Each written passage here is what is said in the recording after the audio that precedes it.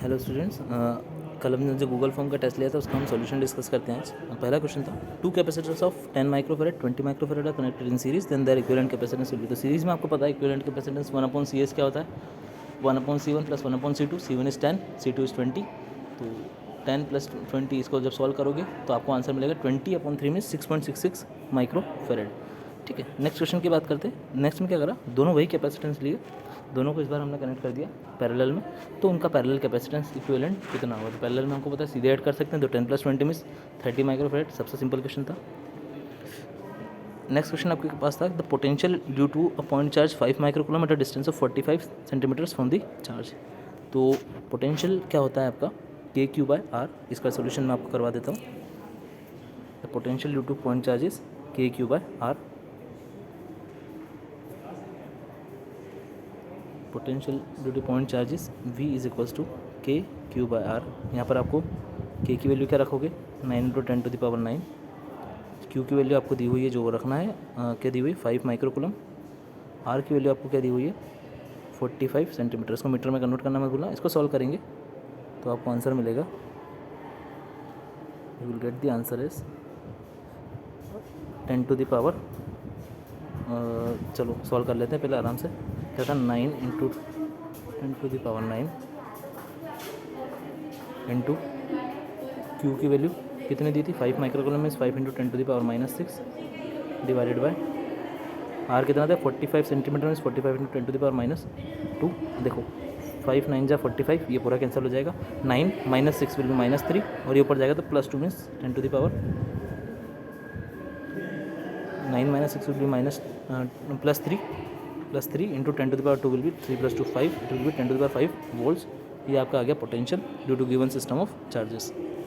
ठीक है, next question है आपका which of the following is incorrect about equipotential. तो पूछा गया था कि क्या गलत है। पहला ही ऑप्शन इसमें सही था जो मेरा था, वो मतलब जो गलत है वो generally it is parallel to the electric field lines. होता क्या है कि इलेक्ट्रिक फील्ड लाइंस के परपेंडिकुलर होता है आपका इक्विपोटेंशियल सरफेस। इसका मतलब ये स्टेटमेंट गलत हो गया, तो ये आपका आंसर हो जाता। नेक्स्ट था विच of the following is incorrect about equipotential surface. फिर से वही क्वेश्चन है पर उसमें ऑप्शंस बदल दिए। तो इसमें जो सही आंसर है वो क्या है आपका, for a negative charge equipotential surface are concentric spheres radially inverse. देखिए अगर ये इतना लिखा हुआ था ना कि यार कॉन्सेंट्रिक स्फीयर्स तो फिर सही था, रेडियली इनवर्स लिख दिया। लेकिन पोटेंशियल आपकी इक्विपोटेंशियल सरफेस है, उसकी कोई डायरेक्शन तो होती नहीं है, तो रेडियली इनवर्स का मतलब नहीं है। मतलब ये स्टेटमेंट क्या हो गया, रॉन्ग हो गया। आपको यही टिक करना था। नेक्स्ट क्वेश्चन की बात करें विच of the following is true about electric field inside a conductor when placed in uniform electric field. तो यूनिफॉर्म इलेक्ट्रिक फील्ड में आपको भी पता है कि कंडक्टर के अंदर फ्री इलेक्ट्रॉन्स होते हैं। जब इनको यूनिफॉर्म इलेक्ट्रिक फील्ड में रखते हैं तो कंडक्टर खुद में जो फ्री इलेक्ट्रॉन्स होते हैं वो अपनी फ्री इलेक्ट्रॉन्स को इस तरह से अलाइन कर लेते हैं कि वो उस इलेक्ट्रिक फील्ड जो बाहर आपने लगाई है उसका अपोज करे, और नेट इलेक्ट्रिक फील्ड कंडक्टर के अंदर कितनी कर देते हैं 0। वही आंसर हो जाता है, E electric field inside the conductor is 0।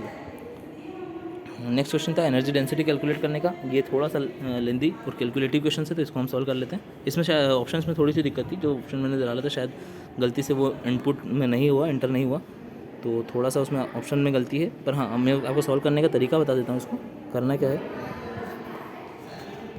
Electric field क्या होती है, एनर्जी डेंसिटी क्या होती है, energy per unit volume. Energy क्या होती है, हाफ आपको Q और C दिया हुआ है तो Q²/2C मीन्स Q और C की वैल्यूज आप यहाँ पुट करेंगे, डिवाइडेड बाय पोटेंशियल आपको क्या दिया हुआ है, सॉरी वॉल्यूम है, V मीन्स वॉल्यूम। वॉल्यूम क्या होता है, area into distance between the plates, तो ये इसका वॉल्यूम आ जाएगा। Q की वैल्यू रखिए, C की वैल्यू रखिए, एरिया की वैल्यू रखिए और D की वैल्यू रखिए। आप जब सॉल्व करेंगे तो आपको आंसर मिलेगा 25 × 10⁻⁻1 या -2 इस टाइप का कुछ आंसर मिलेगा। तो उसको 25 × 10⁻³ जूल मिलेगा। शायद वो ऑप्शन में दिया तो था मैंने, पर वो जैसे -2 जहाँ लिखा शायद -3 लिखा था मैंने, इसी वजह से वो आंसर आपका मैच नहीं हुआ होगा। पर ठीक है, इसका मैं हर सभी बच्चों को एक बोनस मार्क्स दे दूंगा। ओके, नेक्स्ट क्वेश्चन की तरफ बढ़ते हैं। असर्शन रीजनिंग वाले अब 3 क्वेश्चन हैं आपके। Potential due to a system of charges is algebraic sum. तो देखो आपको पता है हाँ पोटेंशियल एल्जेब्रिक सम होता है। और अगला वो दिया है कि पोटेंशियल इज स्केलर क्वांटिटी। बिल्कुल सही बात है, स्केलर क्वांटिटी होती है, इसीलिए तो हम उसका एल्जेब्रिक सम कर सकते हैं। अगर वेक्टर क्वांटिटी होती है तो क्या करते हैं, वेक्टोरियल सम। इसका मतलब ए भी सही है, आर भी सही है, और आर ही एक्सप्लेनेशन है किसका, ए का।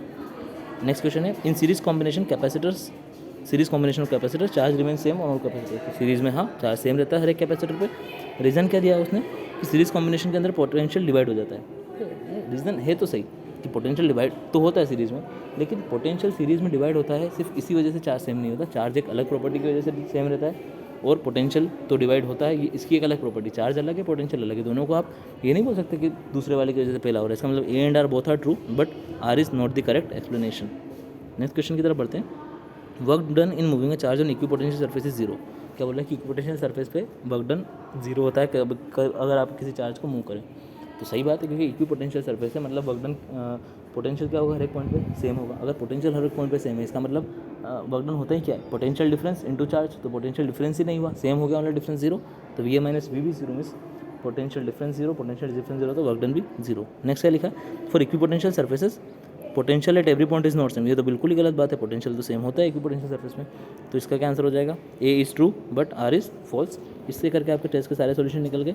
ओके, नेक्स्ट क्लास में मिलते हैं, आगे बढ़ेंगे, इंटरनल रेजिस्टेंस ऑफ सेल के बारे में आप देखेंगे। तब तक के लिए God bless you and thank you so much.